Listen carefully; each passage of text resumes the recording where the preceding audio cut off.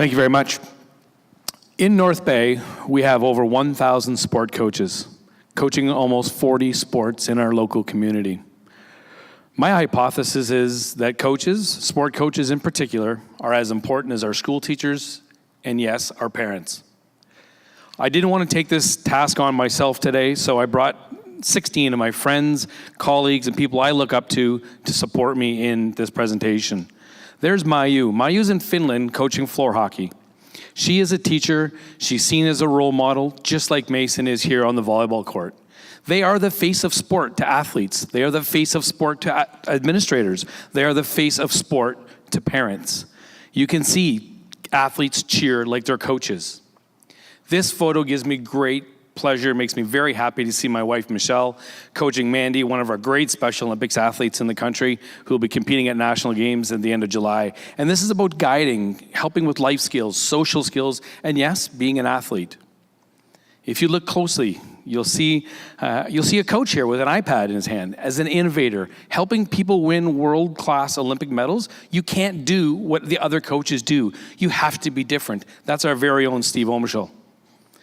Coaches have to be the rock. They have to be the person that holds the tent together when things aren't going well. Here's an athlete not happy after a performance, but here's the coach, unwavering. Things go off the rails. He's there as a support mechanism. The next two coaches, I don't know, but I love these two photos. Here's a friend kind of relationship. So Missy went through some cancer issues at the University of Arizona in golf, and you can see that relationship where it just screams shared leadership.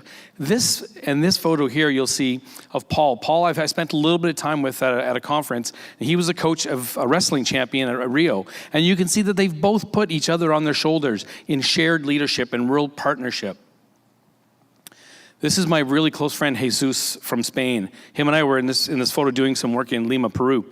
And, to watch him nurture young children, the role that coaches have of nurturing children, creating better citizens, better people that we all need to have happy, healthy lives. And it leads into this slide. You'll see my daughter Megan in the pink and two other 18-year-old coaches coaching 6- and 7-year-old volleyball, really getting mutually beneficial leadership, and again, that nurturing piece. Some of you may know Eric Young.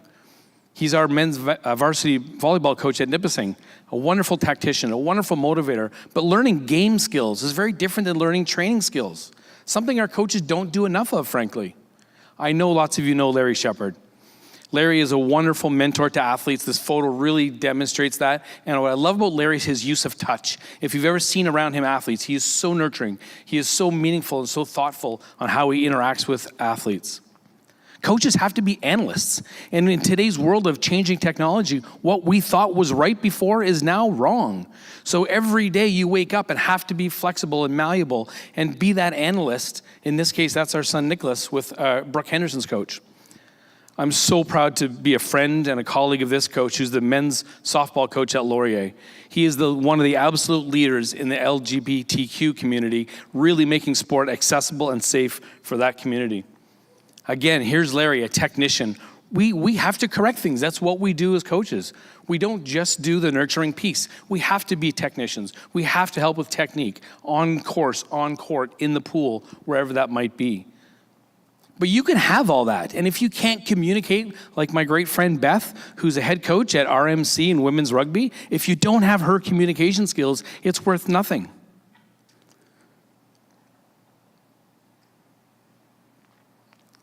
I pause because I love this photo. It's a new photo I found. Everyone needs a hero. We all need and want heroes.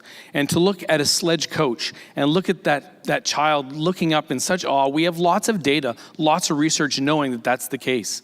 Coaches as healers. 30% of kids report some sort of bad things happening at home, physically, sexually, emotionally, whatever that might be. And sport is often their safe place to come.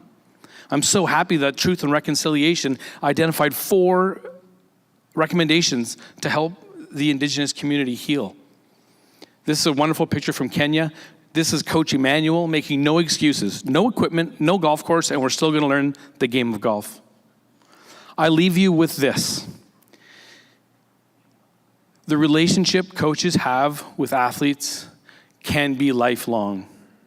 I would suggest that coaches, you treat the authority and the power that you have that's inherent to being a coach wisely. You will have the opportunity to change the world and the people who live in it. Thank you.